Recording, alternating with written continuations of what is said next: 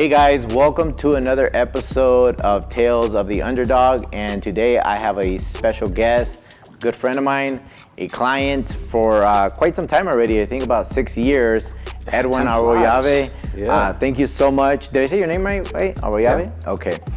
We have the same name, which I think is roll the R. Arroyave. Arroyave. Arroyave, there you go. That's the Spanish flavor. Okay. See what America's done to me? Oh, I lost the R, man. But thank you so much for being on this, and I appreciate it. I know you're very busy and everything. Yeah. You're also the CEO of Skyline, and you're a father of four? Father of four, yeah. Father of four, Mm-hmm. a husband, an entrepreneur, and I want to, before we get started, I just kind of wanted to let everybody know how me and you met. So I think it was Driven 1 that you were at Albert's event. Yes, sir, yeah. And I got invited there to go see Grant Cardone. And I didn't know who Albert was, I didn't know who you were, and I just remember, I don't remember if you spoke that day on stage or if you had a booth there. I think we had a booth. You had a booth. I had just spoken I just did a podcast with Grant Cardone, so. Got it. We had a big recruiting booth there. Yeah, and I remember you were doing like the spin and wheel or something like that in that format. Grant came and spun it. Yeah, it was cool. And I remember going into your Instagram and I was like very intrigued. Just your lifestyle, who you were, what you've done for yourself and all that. You're from Colombia, correct? Yeah, born in Colombia, came to the United States at 6 years old with my parents, kind of in search of that American dream. However, that American dream quickly became an American nightmare because due to some unfortunate circumstances, we lost everything we had. So much so that at the age of 15 years old, I had to basically become the man of the house. And at the time, I was lucky enough to get a job working at a call center, which was not a very ideal job for me because of how shy and timid that I was, but I quickly got the courage to do this job I did not want to do, just out of desperation. I just wanted to help my family out at that point. You know, at that point it was a rough time. My mom didn't have enough money for food.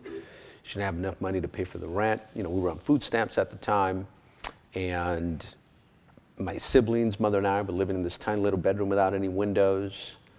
And lastly, like I was just tired of like roaches waking me up in the middle of the night, right? So, you know, the avoidance of pain always makes you take action, and I was just tired, you know. The other thing that makes you take action is the pleasure of where you're going. So I've always been big on touching the dream, but about, like avoidance of pain, that's what made me take this job. I did not want to do it. And so, now even though I was very shy, I was very timid, the one thing that I did have going for me was that I was always a big dreamer. Like I remember being 12 years old and my mom would go out to work and I would stay in the house because I didn't have any school because we had tracks. Okay. So it wasn't like your typical, you get off in summer. My vacations were like during December. So I'd stay all by myself at the house. And I remember I would just, for hours, think about how one day I was gonna make $100,000 a year. I didn't know how I was gonna do it. I just visualized myself making $100,000 a year. Like that's all I thought about. I became obsessed with that number. Were you 12 at that time when you Yeah, said I was 12 years old. And the reason 100,000 was such a big deal for me is the only successful guy I knew at the time was selling cars, and that's how much he made. And I asked him one time, hey, how much money you make? And he had a pretty nice lifestyle. And I was just like, all right, I gotta make $100,000 a year. I don't know how I'm gonna do it. It's funny, I used to say, worst case scenario, I'll go sell cars, but I'm making $100,000 a year. So that's how that came about. So when I got the job working at the call center, I just started using common sense. I thought to myself, okay, the only thing I can control right now is I could outwork everybody and I could train and try to get better than everybody, right? And I had a goal of making $100,000 by the age of 21. I didn't know how. My goal was I'm gonna make $100,000 by the time I'm 21. And then again, I used common sense. I said, okay, if I'm gonna make $100,000 by 21, I guess I gotta become the manager by 18. And that's what I focused on. I didn't focus on the fact that I was the youngest. Mostly everyone there was a better communicator than I was. A lot of them were going to college. A lot of them were way more educated than I was. They had seniority over me. But I just thought to myself, we're gonna figure this out. Some way, somehow, I'm gonna become the manager by 18 years old. And sure enough, by the time I was 18, I became the youngest manager in company history. But not because I was the most deserving, but because the six people in front of me that were way more talented, had way more seniority than me, all got fired at the same time for doing something they shouldn't have not been doing. Way. And that's how I got my chance. And one thing I was big on was my faithfulness. Like, I was good with the small things. So when that big opportunity came, I was ready for it because I was used to putting in the work. I was training, and I always did sort of my basic stuff that sometimes when you start getting success, you stop doing the things that got you there. So when the opportunity came, it was a big deal for me because it was the first time that I truly began to believe in myself. Because I always think, other than hope and faith, the most important thing you need to succeed is you need to believe in yourself. You need to have certainty. And the way you start believing in yourself is by putting yourself in circumstances that demand more than you think you're worth, and then succeeding at them. And then when you succeed at these circumstances, you get a new level of belief. Every time you succeed at something that you probably didn't think you were going to succeed, it untaps a new level of potential. And then I'm like, so example, 18 years old, I become the youngest manager in company history. Now it untapped a new level of potential, which was, maybe I could make $100,000 a year. Because now when I became a manager, I was making $1,000 a week, 52 grand a year. Now I'm closer to that level, right? So now my belief level starts to go through the roof. But at 15 years old, did I really believe at the time that I was going to make $100,000 by 21 years old? I dreamt it. I didn't really truly believe it. So we do have this unlimited potential, but that potential is limited to where we're at today. So you have this goal of, I want to make $100,000 a year by the time I'm 21. I still have to unlock what I call targets, right? My target was to get at 18, become the manager. And if I can just get to that target, now it unlocks this new level of belief. Because everything in life is belief. That's why I tell people all the time, one of the greatest things you could do as a leader is make your people believe. Because if they can believe it, they'll manifest it, right? So for me, that was it. I put and again, the reason most people don't get that belief level is because they let the uncertainty, they let that fear, because uncertainty gives you fear. And what happens is that fear paralyzes you. And because it paralyzes you, you never step into the arena of uncertainty. Because the only way you know if you can do it or not is by trying it. And most people don't try it because they're so scared. Like, imagine if I was 15 years old and I was like, I'm not even going to try, man, because everybody's twice my age. A bunch of people are going to college. I can't even complete sentences. These guys are way more better communicators. There's no way. I would have been done. But I was just like ignorant. I was like, I don't know how I'm going to do it, but I'm going to do it. Where did you get that from, though? Did you get it from your dad or mom, or where did you get that? Because most kids at 15, 12 are not thinking like that. So yeah, so great question. A great question. I got that from my faith. My mom would always pray for me when I was younger. She prayed for me at 15 years old all the time. 14, 15 years old, before I go to school, she'd pray over me. Before I go to bed, she'd pray over me. And she would always tell me, like, you're going to do something great with your life, and God is with you. And because God is with you, you'll be able to do whatever you want, as far as whatever dreams you have in your heart that God placed in your heart. He didn't place them as a joke. Like, it's a vision of what is possible. And it filled me up with belief that God was with me, so I wasn't scared. I was like, I don't know how I'm going to figure this out, man, but God's with me, so we're going to figure this out. Bye, Dove. Good night. As your daughter? Yeah. Night-night, Mama. Beautiful. Yeah.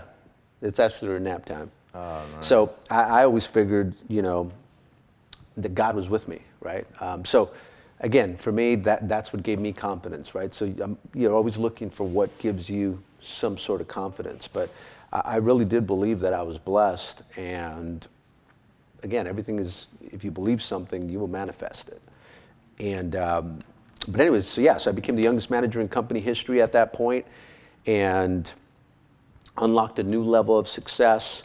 But also another part of building your identity is association, as you mentioned at the beginning, before we were talking. And when I became the youngest manager in company history, I started to associate myself with the VP of sales. And I became his right-hand man, and I was learning from him. And you could only receive what your mind can accept. So if your mind can't accept something, you're never gonna get it. So what happened to me is I started applying all these things that I was learning from him, and he was making 250 grand a year. So I'm like, I'm doing everything this guy's doing. Yeah. He's making 250 grand. Maybe I should be making 250 grand a year. So anyway, sure enough, at 21 years old, he comes into my office, now making like $70,000 a year. He comes into my office, he says, hey Edwin, I'm gonna start this home security company. He says, I can't guarantee you the money that you're making here, but if you make this work, you can possibly double, triple, quadruple what you make here. And the first thing I thought was, again, common sense. I think God has always blessed me with common sense, like just that wisdom. And I was just like, well, this guy's making 250 grand a year. He's resigning because he thinks he can make millions in this industry that's untapped, the home security industry. That's number one. I thought, number two, I'm like, this guy's willing to mentor me how to start a company from the ground up. I'm like, this is what I've been looking for. And then the third thing I thought was, I had these huge dreams. You know, I was that kid that at 16, 17, 18 years old, I literally would ditch school. It's probably why I ended up with a 1.8 GPA, something me and Albert always kid about, joke about. He graduated with a 1.8 GPA. Did he really? Yeah, I graduated with a 1.8 GPA. He's got 3 DUIs, I got 3 DUIs. A lot of things in common from obviously our younger days, but so yeah, that's probably why I ended up with a 1.8 GPA, because I didn't really like school. But man, I would go to Hollywood Hills and I'd be like, man, I don't know how I'm gonna do this, but this is where I belong. I need to live in Beverly Hills. I need to live in Hollywood Hills. And then I'd go window shopping, go all over Rodeo Drive. And I was making some money, so I would go to nice restaurants. How old are you right now at that time? Well, I started going to like nice restaurants and things like that when I was 18, 19 years old. I call it touching the dream. Ed calls it the same thing. Yeah. That's exactly, that's why, so that's an example of the pleasure of where you're going. So there's two things that get you to take action. It's either the avoidance of pain, like where it hurts so bad, you're just like, I can't take it anymore. I can't take another roach waking me up in the middle of the night. I'm gonna freaking do whatever it takes. Or taking action before you have what you need, touching the dream before you have what you need. So I started going on these like, you know, nice dinners. I would stay at nice hotels. And every time I did that, it was like, huh, I belong here. Wait a minute, this is where I belong. Yeah. I need to work my butt off here. And then just getting that little taste of it made me obsessed with working my butt off, because I wanted that kind of lifestyle, right? See, if you don't know something exists, why would you change? Right? You can't change something that you're not aware of. But if you're aware of it, you're like, man, I'm never gonna sit nosebleed again. Not when I got freaking not home court, but you know, courtside tickets. You sit on courtside tickets again, you're never gonna go sit in the nosebleed again, right? But sometimes you gotta touch that dream, right? And what happens is, if you have a bad relationship with money, then you're always gonna try to hoard all of your money, right? All of a sudden, you start making money for a little bit, you're like, oh man, I'm not gonna spend it on anything, because if I spend it on anything, man, I don't know if I'm gonna make this kind of money again. Let me just hoard it. And when you do that, because you have a bad relationship with money, you end up losing that money anyway. Because what happens when you hoard it, you almost get lazy, because you lose that urgency to want to go work. I'm not saying go spend all your check on something. I mean, I was really good at, you know, living off 3 check. I mean, so if I make 15 grand, you know, when I first started my business a week, in my head, I only made 5 grand. I put away 5 grand for the IRS and savings. I put another 5 grand for what I called reserves for, you know, an emergency. But in my head, even though I made 15 grand that week, I only made 5. And I spend money based on me making 5, even though I'd made 15. Make sense? Yeah. So that's what I did early in my age. But kind of back to, you know, touching the dream and all that. I did all that, and then I promised my mom that I'd buy her dream house when I was about 12 years old, when we were going through those struggles, I said, Mom, stop crying. Like, I promise you, I'm going to buy you that house. Before my dad went to jail, I said, hey, Dad, when you come out of jail, you'll never have to work a day in your life, because I don't want you to get into this, and I don't want you to go back to this industry that landed you in jail. And I knew that the only way those dreams could happen was going to be if I took a chance, because I just, again, common sense, $70,000 a year, which is what I was making, would not have allowed me to do all those things. So I thought to myself, one of the ways that you eliminate fear is you look at the worst case scenario, and if you're okay with the outcome, then the fear goes away. And I remember thinking to myself, you know, at this point, we moved to a better neighborhood. We went from living in Huntington Park, which is where I grew up. Some of my Huntington Park people might get mad at this, but we moved from Huntington Park to Southgate. And by Southgate, by like where the park is. So it was a little bit of a better neighborhood, right? Because I was making a little more money, so we sort of moved up. My next thing was like, man, once I get to Southgate, I'm gonna get to Downey, right? Because when you grow up in Huntington Park, like I often kid, it's like Downey's like the Beverly Hills for Hispanic people, right? That's where you want to end up. So I'm like, but I'm in Southgate, and I'm thinking, all right, I'm making 70 grand a year. I'm like, but I'm still in Southgate. I'm a mile away from Watts, less than a mile. So I thought to myself, okay, if I fail miserably, I go from living in Southgate to living in Watts. That's not that much different from that little apartment that we lived in Huntington Park. But if I make this work, I can possibly make all my dreams happen. And that was the final decision, you know. And then the other part that I thought about was, is $70,000 a year going to be available again? And my thought on that was, you know, jobs that pay you $15, $20, $30, $70,000 a year, like, no offense to the people that make that, but those jobs are always going to be around. Right. But the opportunity to go after my dreams, to be mentored by the only successful person I knew at the time, I was like, man, I can't pass this up. Everyone thought I was crazy. Everybody's like, dude, what are you doing? You got 401k, you got 70 grand a year. Like, I mean, I was living pretty large for a 21-year-old making 70 grand in Southgate. It was pretty good. But I think, you know, me touching the dream and going to these other neighborhoods and nice restaurants and the dreams that I had for my parents, I knew I couldn't pass that up, right? It almost like, it got me out of the bubble that I was in. But if I just would have remained in that bubble and I would have never gone to touch the dream, I would have thought, man, I was living the life. But by me getting outside of my comfort zone, right? Because it's a perfect example. Like, how do you build your identity? By stepping into the uncertainty, the arena of uncertainty, right? And succeeding at it. When you go out of your circle and you have to go to nice restaurants and you have to go to nice hotels, it's a little scary. Yeah. You're like, man, are people gonna laugh at me? Like, they valet, and you're like, oh shit, what am I supposed to do? Do I tip them? Do you know, it's funny? I saw you like a couple of weeks ago at the Wynn. At the Wynn. So prior to that, a year before that, or actually anytime prior to that, any year before that, I had stayed at Excalibur, and I used to think like this. This was my poverty mindset. I was like, I only need the hotel to sleep and shower. Everything else is nice. I could do it nice outside, right? Mm-hmm. That was my mindset. Mm-hmm. And then I didn't know I had an American Express business card, but I didn't know like what points were or nothing like that. Oh. And something popped up and said, hey, you could stay at the Wynn and you could use your points. And I told my girl, I was like, let's go try it. Let's see what it is. Because I've always had clients stay there. And when I went there, I was like, I can never stay anywhere else ever again. Yeah. Just the people. I mean, I bumped into you. I had one of my clients, Sebastian Maniscalco, that was there. They invited us to go see him at a show. Yeah. I mean, just all this stuff. And it was just like, it just literally changed the way I looked at everything. The room service, the restaurants, the environment, and just seeing you there. And I was just like, this is where I'm supposed to be. Yeah.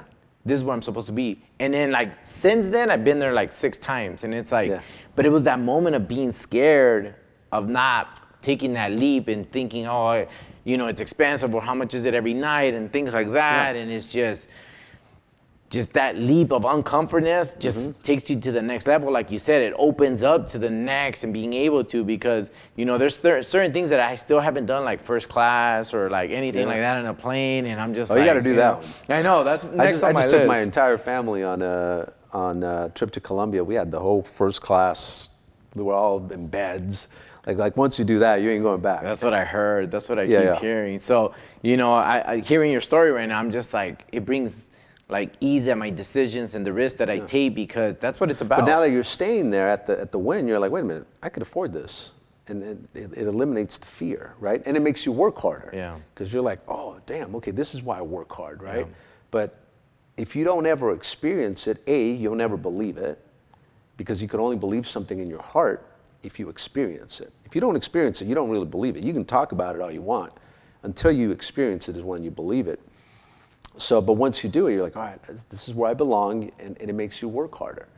Right? But if you don't do those kind of things, you become a little lazy, because what happens is when you don't touch the dream, you're never going to get excited about getting off your butt to go make something happen, right? But when you touch the dream, you're like, okay, this is why I need to go to work. This is why I'm not going to play video games for 4 hours. Like, I need to get back there, you know? But again, every time you do it, it unlocks this new level of belief. Do you think people struggle that leap of like really taking in and going doing that dinner or doing that? Yeah, people just, you know, unfortunately, they don't want to go. The only way you grow, everybody says this, right? But it's true, is you have to be uncomfortable. Like, I remember when I first got my Mercedes at 21 years old, I remember thinking to myself, man, I was a little scared. I'm like, I'm going to show up to this Mercedes dealer. They're going to laugh at me, because they're going to say, what the hell are you doing here? You know, but back then, Mercedes were a huge deal, because Tupac was always rapping about them. Right. And everybody had an SL 500. So I'm like, man, that's what I want. And I remember thinking to myself, man, they're going to laugh me out of this freaking dealership. And it was scary. But I still showed up. Yeah. But it was, and then when I showed up, they treated me pretty well. And then once I drove it, I'm like, oh, crap, this is cool, right? And then I find out that, you know, they had a 0 down special with, like, my credit score at that point was like 700, so I had some credit going for myself. And my payment on that car was only $770. I'm like, $770? That's nothing. It was a lease, right? Yeah. And I took it, but I would have never even known that if I wouldn't have ever gone to the dealership to figure it out. And then once I did that, I was like, okay, this is pretty attainable. See, what causes you to take action is your ability to think you can get a result. To the degree that you think you're going to get a result, you'll take massive action, right? But if you never go and try to figure out what it would take to get it, you'll never know if it's attainable. And if it's not attainable, you won't want to work. But what happens is it's almost like when you go and find out what's it gonna take. My whole life has been about reverse engineering, right? You know, I'm gonna buy this house at X amount. You reverse engineer it. Okay, well, find out how much is it gonna take of a down payment. Well, if you don't even go try it, you won't even know that you can get a house with 3% down if you're, you know, a first-time buyer, right? But when you realize, oh shoot, it's only 3% down. That's what happened to me at 21 years old. I'm like, huh. I could get a house for, obviously this is back in 99, right? But my point is, I was like, all I need is 12 grand? So when I was like, oh, I need 12 grand, so then I broke it down to the ridiculous. I said, okay, let me break this down to the ridiculous, 12 grand. My bills are $1,000 a week. I give another $1,000 for,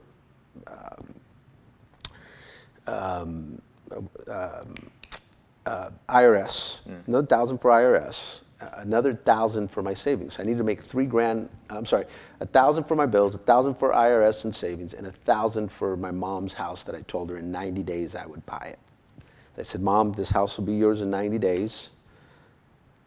So then once I knew I needed to make $3 grand a week, then I knew, okay, I need to go sell 8 to 10 sales a week, no matter what. And then it was so attainable that it caused me to take action. Because I'm like, 12 grand a week, that's simple. Like 3 grand a week, like that's pretty simple. And then I found out that house that I bought was only gonna be $1,400 a month. And I'm like, I make that in 1 day. And then I got 29 more days to save, right? But if I would have never gone to the house and like checked it out and took action before I had what I needed, I would have never known that. Because everybody was like, oh, only way you can get a house is if you have a college degree. You know, back then, there wasn't all like social media that we have today. allows you to like see things, right? Like back then, you just went by what your friends told you, right? So what do you think? Because I'm looking, and that's exactly what I'm thinking. I'm like, you didn't have social media, you didn't have, you didn't have like audio books like the way we have it now and all that, where there's quick access. If you feel down, you just put on Ed Milet or something, it pumps you up, and it just gets you going, get your mind switched up pretty quick, right? But you seem like you've had this drive since you were young. Yeah. Like, and then you also had this thing that you continue to say is common sense. But sometimes common sense for your majority of people is not as common as we think, you know? Right. Do you think that played out with the history of how you grew up? Because I'm assuming you came from poverty in Colombia and all that, correct? Yeah, so I think a little bit was, we did come from poverty, but then when my dad started to make some money, I got to see some of the options that they gave us. I got to taste a little bit of the good life, even though it wasn't for that long that I got to taste it. But when it got all taken away from me, I'm like, wait a minute, that's a drastic change. I need to get back to that lifestyle. And, you know, I kind of knew it. And I think sometimes what happens is, again, like I said earlier, you can't change something that you're not aware of. Man. So like, if you're not aware of anything else, you know, like let's just say my whole life I lived the way I lived during my teenage years, which by the way, is some of my favorite years. Like my teenage and going to Huntington Park High and going to Huntington Park, Gage Junior High. Man, to this day, I still like some of my fondest memories. But let's just say that, you know, I lived in that little tiny bedroom apartment with a bunch of roaches. Those freaking roaches would wake me up in the middle of the night. Like if that's all I knew, then why would I change my lifestyle? I'm just like, this is regular life. This is the way it's supposed to be. But once you like figure out that, wait a minute, there is something better out there, getting out of your bubble, right? It'll make you, your subconscious mind will go figure out ways to go get it. Now, when I took the plunge, so everybody thought I was crazy, and then I took the plunge to start this company from the ground up with my mentor at the time. And as I look back to it, at the time, I didn't know, like people always ask me, how did you know? As I look back at it, it literally was all about the reticular activating system that Ed Milet always talks about, right? And really quick, for those of you that have never heard about the reticular activating system, you could Google it. It's not something we just made up. Is the reticular activating system is part of your subconscious mind. And what you got to understand about your subconscious mind is that your subconscious mind sees everything and hears everything, but it intentionally does not share it back to your conscious mind. The reason it doesn't share it back to your conscious mind is because if it did, your mind would get overwhelmed and you would go fall asleep because it's too much information, right? Right. So instead, the only information your subconscious mind shares back to your conscious mind is by the way of the reticular activating system, anything that's important to you. So the reticular activating system is a filter that blocks everything you hear and see, and it only allows you to see three things. Anything that has to do with your dreams, which is why you're supposed to have big dreams, right? Anything having to do with your self-worth, which is why you should have a high identity about yourself, which is why you got to believe in yourself. And anything having to do with survival. So as I look back at the biggest decision I've ever made in my life that changed my life forever, that people thought I was crazy, at the time I didn't know, I just used common sense. But if you think about it, at 12 years old, I was already thinking, man, one day I'm gonna make $100,000 a year. I was obsessed with that. I needed that for survival. At 18 years old, my identity went up because I started managing people that were twice my age. I started, I beat out people that were way more smarter than me and had more education than me. And then the other thing is I had these huge dreams. I'd go touch the dream. I'd go stay at a nice restaurant. I'd stay at a nice hotel. I'd shop in Beverly Hills, so I kind of had already a little bit of taste of it. And so the reticular activating system was like, this is your chance. These are your dreams. These are your identity. Oh, you could do this. No matter what you've done, you've always somehow, some way, even though you might have not been the best initially, some way by the end of the race, you always end up in first. So like the little wins that I was putting under my belt gave me the belief that I can do it. So that whole thing was tied down to the reticular activating system, which again goes back to, you got to have, if my dreams weren't that big, I would have stayed doing $70,000 a year. But I just had these huge dreams.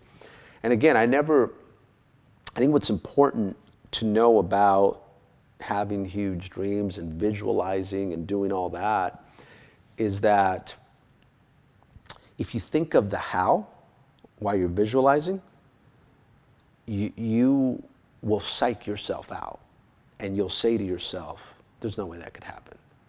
And the minute you say there's no way that could happen, well, guess what? It's never going to happen. Right. But that's why you don't think about the how. Because the other thing that happens when you think about the how is it robs you of the dopamine release that happens when you're visualizing, right? And the dopamine release is what gets you hooked. It's what gets you obsessed. Why do people get hooked on drugs, right? It's that dopamine release they get, right? Whatever their addiction is, it's that dopamine release. They're all looking for that. So the idea of visualizing, you get hooked on your dreams. You become obsessed with your dreams. But if you think of the how, you'll psych yourself out. If you just visualize and you're like, I don't know how I'm going to do it, but I'm going to figure it out. God will start putting the right people in front of you to make sort of the impossible possible. But that's why, one of my favorite verses of the Bible is Proverbs 18:21. Death and life are in the power of the tongue. You got to be very careful with what you declare with your mouth. I've never, even when I've had these like bad situations where it looked like we were going to lose everything, my go-to is like, I don't know how we're going to do it, but we're going to figure it out. We're going to keep focusing on what we can control. We're going to keep pushing, and I have faith that it will all work out. This is just a temporary discomfort. All this crazy stuff that is making me feel like we're going to lose everything, I'm going to leave that. I'm going to have faith, whatever your faith is, right? To me, I'm a follower of Christ. Like God's going to put the right people in front of me to figure that part out. I'm going to focus what I can control, and I'm going to push. To this day, it's always gotten figured out.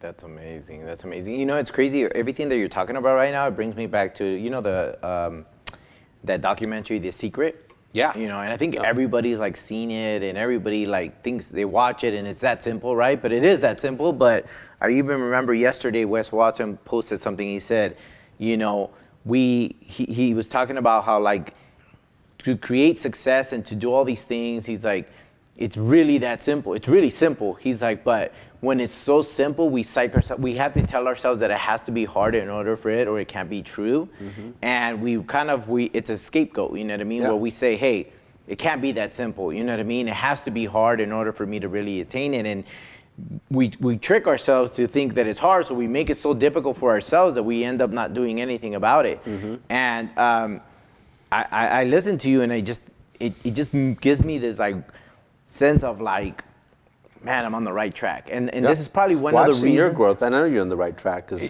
you're applying all the stuff that you're learning, and it's great to see you continue to have more and more success.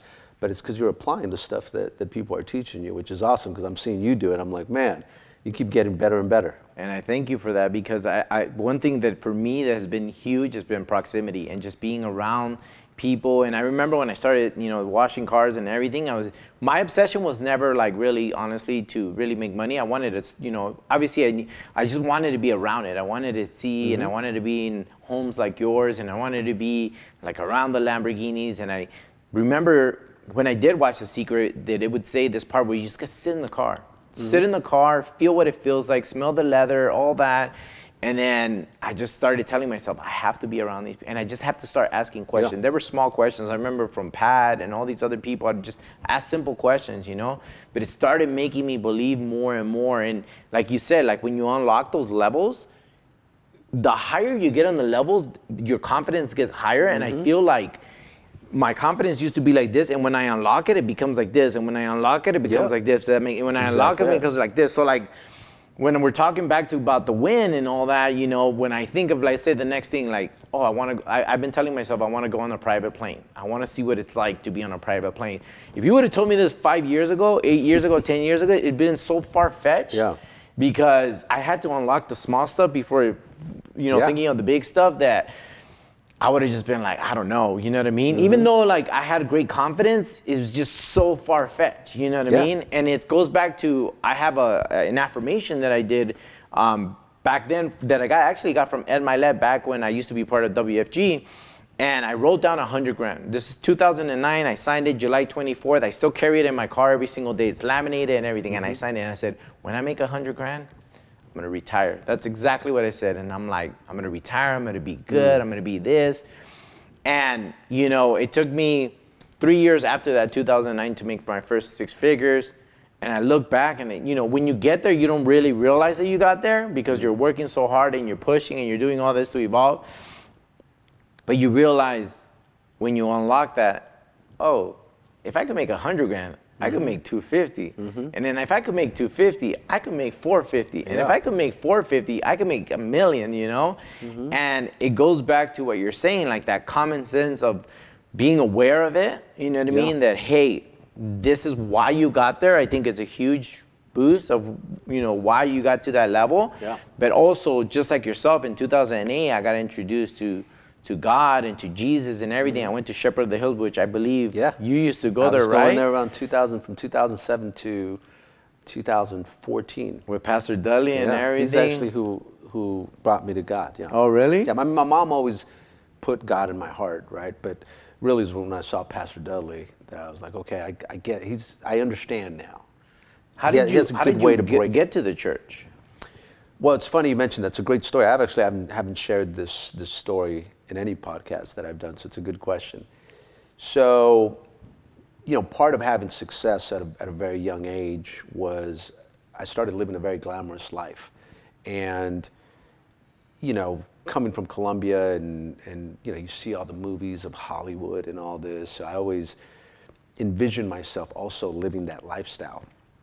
So I became I wanted to surround myself in these circles, and one of my issues back then was women. I was a big womanizer, and I just loved women. So I'd go party all the time in Hollywood, and I got around some pretty good circles where, you know, if you're hanging around in the right circles in Hollywood, there's just an abundance of beautiful women. And part of those circles, though, you start doing things, you know, drugs, and, you know, you could lose yourself pretty quickly. And I remember it was New Year's Eve, I think it was like 2007 or something. And I went to this amazing party that I'm just like, oh, this is the party I've always wanted to go to. And like everyone, it's an after hours and beautiful home. And everyone's just freaking high out of their mind. And I was just like, wait a minute, this is what I've been wanting? And it just clicked on me. Like, I've never felt so empty in my life. And again, all the beautiful women, you would think I'd be happy, right? And it was just like I was there. I was finally there. It was finally what I wanted. I'm like, this is it. I've never felt lonelier in my life. And I said, I need to change. There's got to be something different here, you know? And that's how I finally ended up going to church. I was like, all right, I need to go to church. Like, no matter how much success I have, no matter whether it was the car, whether it was the bigger houses, whether it was the women, I realized that I was still empty inside. And there was this, and then that's when I started. Now that whole thing was a progress. Like, I didn't change overnight, but I kept going, and little by little my heart started changing until, you know, I wanted to be a family man. You know, at a young age, one of the issues that I had is my identity was tied to women, because I was very shy, I was very timid, and no one really paid attention to me. Like, I wasn't very, like, guys didn't want to be my best friend or anything like that. But all of a sudden, I started getting attention from women, and I started bringing them around, and all of a sudden, everybody wanted to be my friend. All of a sudden, the president not the vice president, but the president of the call center, all of a sudden wants to, like, know who I am, you know? And I was like, oh shoot, I have women, people are gonna pay attention to me, cool, I guess I need to have women around. So that's how that's kind of how that identity got tied to that. And, you know, I had to work on that. But yeah, that's what started that. I'm like, I don't wanna be, I want to be a family man. I don't want to have children with different moms everywhere and things like that. So. And then, but how did you find the actual church? Because it's all the way on the other side. Did you live around there? No, I started dating a girl at the time. I wasn't dating her yet, but we started talking. Actually ended up being my mom, my oldest daughter's mom, and she invited me there. Okay. And I went there and I was like, the way he kind of broke everything down, I finally understood it. Like I wasn't falling asleep like I normally would when my mom would make me to go to church. Really? This time I was like, oh wow, this makes a lot of sense. And then what's funny is that the more I dove into like scripture, little by little, I started realizing, well, especially lately, not lately, but like 7 years ago when I really got into personal development, I was like, wait a minute, everything that's in all these personal development books, it's actually in the Bible. Yeah. Like literally everything. You talk about declare, like the number one, for me, secret to success starts with hope. That's the desire. Hope is something you're looking forward to. If you don't have hope, you have despair. So no matter how successful you are, no matter how young, no matter how old, you should have hope in your heart because you should always have something to look forward to. The minute you don't have anything to look forward to, then you begin to die. Right? Yeah. But if you continue to grow and you continue to improve in all areas of your life, you'll feel young at heart. So it's that hope and then faith and the declaring, all that stuff's in the Bible. Perseverance, right? Yeah. I mean, it tells you on there that blessed are going to be the people that can persevere. Yeah. Yeah. What's another great proverb? I can't think of the number on it, but when I first saw it, I was like, whoa, this is awesome. It talks about how, and I'm going to paraphrase it here, but it basically says, the righteous will fall 7 times, but they will get up one more time. Whereas the wicked will fall and they'll never get up again, right? Yeah. The point of that is that no matter if you have faith or not, you're going to be tested. Some people think, oh man, I'll just give my life to Jesus and I'll never have another problem in my life. No, that's not the way it works. Right. Like you could be as close to him as you want, you're still going to have problems, right? You're still going to have to persevere. Yeah. But the difference is you just got to get up one more time. The difference between average people and elite people is average people we all get knocked down, right? All of us get knocked down. People think the more successful you become, the less it happens. No, it's just the more successful you become, you just become better at it, right? You unlock those new levels. So people think it's easy. No, it's harder. You just make it look easy because you've gotten so much better, right? But when most people get knocked down, they stay knocked down for weeks, for a month. And it takes them a month to finally get back and start taking action. Whereas the elite, man, they get knocked down, freaking spring back up, push forward. Yeah. That's the only difference. Yeah. It's how quickly can you get up. Most people stay on the ground for weeks. Did you, when you were younger, even before your faith and all that, did you get back up pretty quickly, or did it take you some time to really realize, put 2 and 2 together and be like, I need to start getting back on the horse quicker and faster? No, I was always blessed with, I think, that part. That sort of came natural to me. But I think a part of that for me was that I never felt like I had any talent. So I always felt like I had to outwork everybody. Like I never was like, if anything, I mean, it's changed now, but my biggest problem when I was younger was that I didn't think I was very smart. Like it was hard for me to retain information. I couldn't read. I'm still not a very good reader. I still read, That's how I am. But it takes me a while to read. Yeah. Like I could maybe read 4 books a year, maybe like 4 is a stretch, 2 or 3. Yeah. But the good thing is I'd rather read 3 or 2 and know everything about that book than read 12 and 15. I can't remember anything of any book, right? So, but for me, that was an issue, is that I didn't think I was very talented, so I always had to outwork everybody, right? And I think hard work and, I think arrogance is rooted in talent. And I think confidence is rooted in hard work and discipline, right? And there's nothing wrong with there's a big distinguish confidence, arrogance. And I think when you start getting arrogant, I think it's because you just rely on your talent alone. Right. So for me, I've always thought, okay, I'm going to outwork everybody. I'm going to have discipline, and I'm going to be a man of character. Character is one thing that you could have for the rest of your life, right? That you could have. Talent eventually goes away. Yeah. Right? Yeah. But character never goes away. And speaking, Who's the best person that taught character? Was Jesus. Jesus, yeah. Exactly. And what's beautiful about what he did, everything he teaches us is transferable. You can transfer that to anybody, right? There's no way you and I can be Michael Jordan. We're not 6'6", we don't have big hands to dunk a ball, we don't have this, it doesn't matter how much hard we work, we don't have that talent. But the one thing that Jesus did that was pretty special was that he taught those character. Yeah. And everything he taught, it's transferable to anybody. So whether you believe in him or not, the things he taught is a genius. Yeah. You know, what I love about you, and that one thing that intrigued me when I met you was I felt like we had a lot of things in common, even though I didn't know you. Just based off what I would see, aside from our names, was that, and in speaking to you right now and getting a little bit more into depth, it's like I'm the same way. Like I'm not a great reader, and let alone know how to spell. Like half of my team spells half of the things or writes the stuff for me. It's just I dropped out of high school in 9th grade. I'm an immigrant from El Salvador, but I had two things. I had ambitions to work hard, and I love building relationships. And I feel like you have some amazing relationships with some individuals. One, Ed Milet, which I believe he's a really good friend or best friend of yours. One of my best and friends, then the second one that I was just intrigued me even more, and I was just like, wow, was Pastor Erwin McManus. McManus, which if He's you from have El ever Salvador. seen him, I know, I just didn't even know that. I thought he was a white guy, like, you know?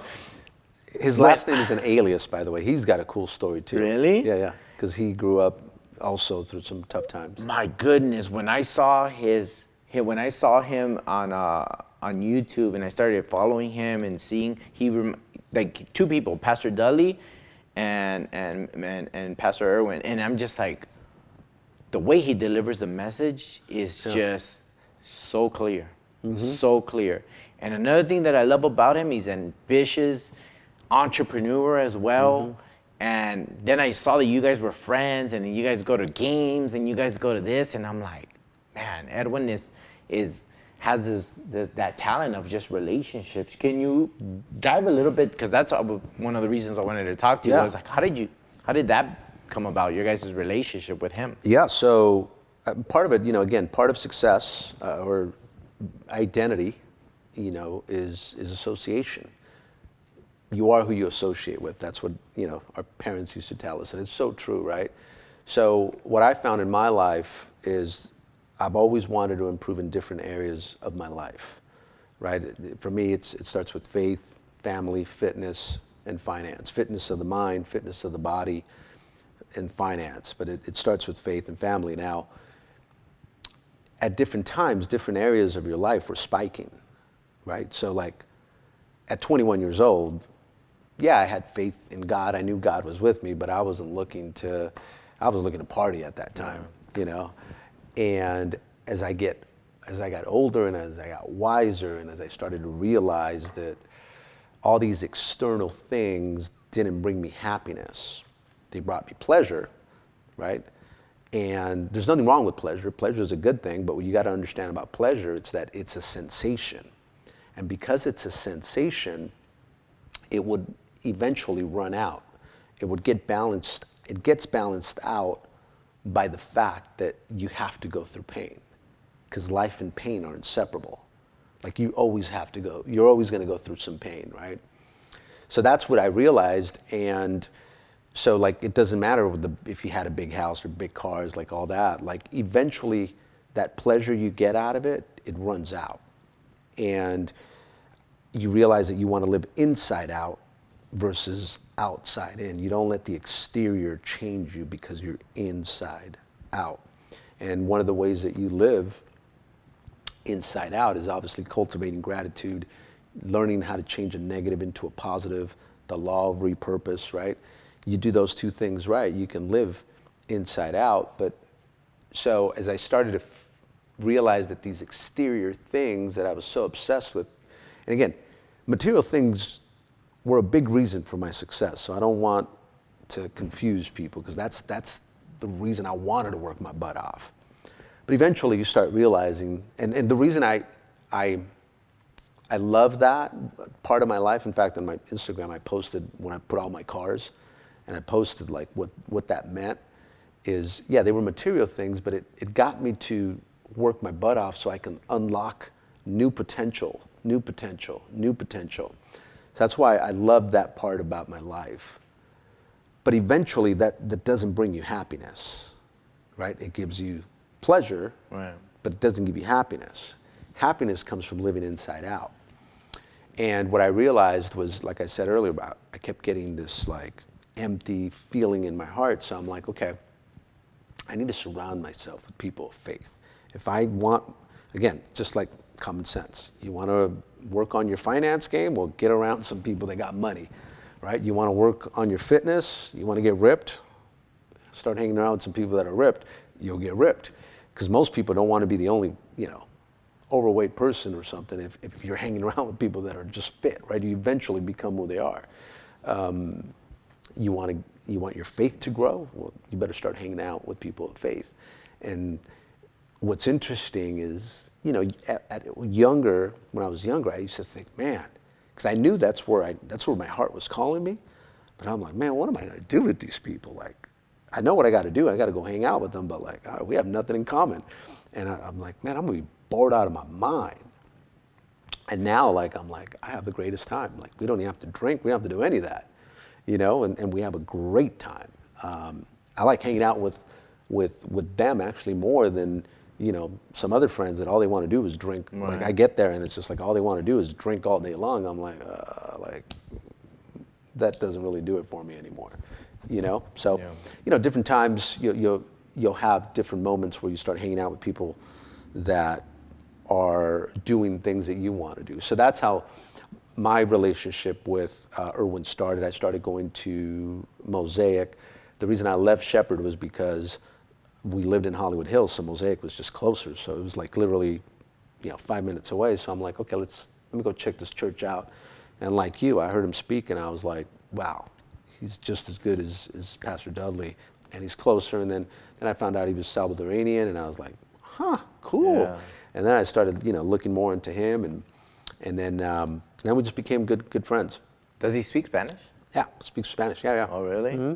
He also came to the U.S. I think when he was like 6 or 7. But oh, no way. But yeah. But to your question on building relationships, I call it, for me, it sort of came naturally, not knowing any better, but like, it's the art of honoring somebody, right? I think the two biggest things you can give people is your attention and your time, right? And I want people to feel when I'm around them that they matter, that they're not just a number, that I care about them. I want them to feel like they belong with me, right?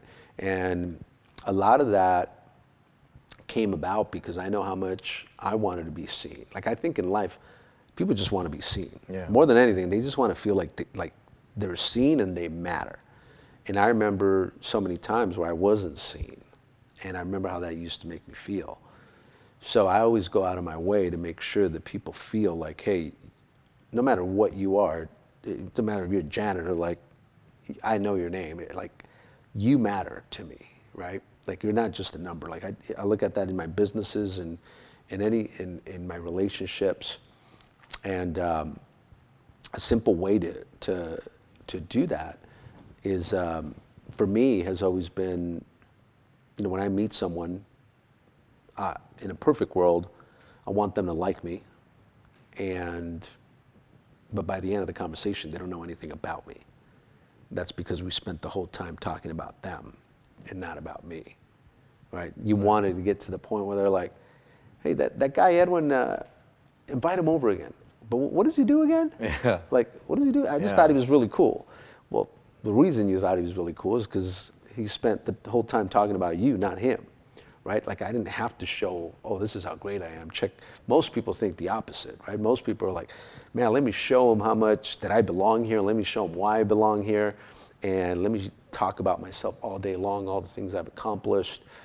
And that it actually backfires. And for me, it actually came out of my insecurity. Because when I started, because I thought I wasn't very smart at times, right? I was like, man, I don't want to really speak, because if I speak, they're going to realize that I'm not that smart, that I'm not that great of a communicator. So let me just ask them questions about me, because I don't want them. Let me ask them questions about themselves so they can have them speak. Yeah. So I never have to speak. But really, that came out of being scared myself of not wanting to talk. So because I didn't want to talk, I just kept talking about them. And later on, but I started to realize, like, man, like, somehow, like, people trust me and like me, like they always want me around. Yeah. And as I reversed engineered everything, I was like, okay, it's because I spent my entire time talking about them and not me. And for those of you that are maybe watching this and you're like, well, Edwin, I'm shy, I don't like to talk to anybody. It's as simple as, if I met you for the first time and we're at dinner, I'm just like, Edwin, tell me your story. And then I shut up. And then you tell me your story. And then as you're telling me your story, I'm looking for 4 things, right? I'm looking for your conflict, right? What was your conflict? And the reason I want what your conflict is because that's the time when you feel the most alone, and that's when you feel like you don't matter. So I'm looking for the conflict. I'm looking for who's your villain, who are people that have tried to bring you down, right? Who are your mentors? Looking for that. And then what are your dreams? And once you know those 4 things, now you saw that person, right? So that's a very good way to kind of meet somebody. And a lot of times when you go to these places, you're like, man, what am I going to talk about? You don't have to talk about anything. Just person next to you, just be like, hey man, what's up? Good to meet you. Man, what's your story, man? How'd you end up here? Yeah. And Do you think that's a you don't want to be that's interesting, a talent, you or want to do be you interested. do you think you have to subconsciously, like, let's say if you wanted to learn that, right? Because I think that's a great salespeople do that. They shut up, they listen, Yeah. and they get to know the person more than anything, from what I've noticed in the years. But do you think, let's say if somebody's like, oh, I don't know if I could do that, do you think that's something that somebody can develop? Like that? Oh, for sure, 100%. I mean, there's the art of influence. I mean, everything in life is influence. Okay. You call it sales, but it really is influence. I think one of the biggest gifts you could have is the ability to influence, right? You have hope, you have faith, you have to believe in yourself, certainty, right? But you got to be able to influence. Yeah. I mean, even if you're a parent, you have to influence your kids. If you're a business owner, you got to influence people wanting to come work for you. So no matter what you do in life, customer service, you got to influence people to want to continue buying your product. So everything is influence. So and influence you could work on. I mean, that's a very easy way to start working on it. And it's as simple as, tell me your story. Got it. Yeah, I've noticed, I realized that I've sat down with people and I'm like, they have asked me questions. I don't even realize it because it's just so natural flow. And I'm like, man, this person really cares about me. Like, I feel it in my heart, like I can trust them, and like, I'm willing to do anything. And it's funny that you brought that up, because I'm just looking back and I'm thinking of all the people that I've had conversations with, and I'm just like, wow, that person made me feel good. You know what I mean? Because they listen to me. You can tell, like, they just listen to me and they let me just go on. And then I've caught myself being like, wait, let's talk about you. You know what I mean? Because it's just such a natural flow of things, People really won't remember what you say. They remember how you made them feel, right? So if you make somebody feel good, and again, it's got to be genuine though. Yeah, you can't transfer something that you're not experiencing. So like when you genuinely care about someone, it shows, right? You can't be dishonest with it, because then you're going to sound like a fake. But if you genuinely care, it's going to come out natural and things like that. So